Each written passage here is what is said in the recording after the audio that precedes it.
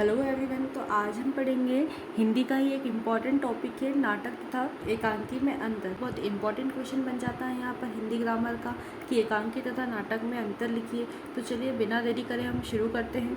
देखिए, एकांकी में केवल एक ही अंक होता है, नाटक में अनेक अंक होते हैं। चूँकि एकांकी हम किसी एक व्यक्ति विशेष को लेकर लिखते हैं तो उसमें जो अंक रहेंगे यानी कि जो पात्रों की संख्या है वो कम रहेगी, लेकिन नाटक में अनेक अंक यानी कि हम एक बड़ा स्वरूप के रूप में बना रहे हैं तो इसके लिए हमें बहुत से पात्रों की आवश्यकता होगी।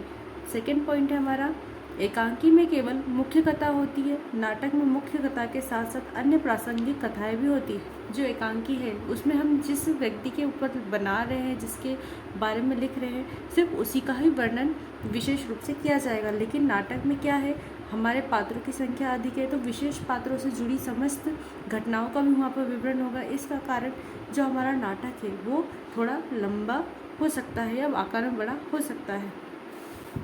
अगला है हमारा, एकांकी दृश्य काव्य का लघु रूप है, नाटक दृश्य काव्य का बृहद रूप है। चूँकि एकांकी में एक व्यक्ति विशेष है तो उसका आकार भी छोटा होगा, लेकिन नाटक में क्या है, अनेक पात्रों की संख्या है तो वहाँ पर उसका स्वरूप बड़ा होगा। अगला पॉइंट है, एकांकी रंग बिरंगे फूलों से सजा एक गुलदस्ता है, नाटक फूलों का एक उद्यान है।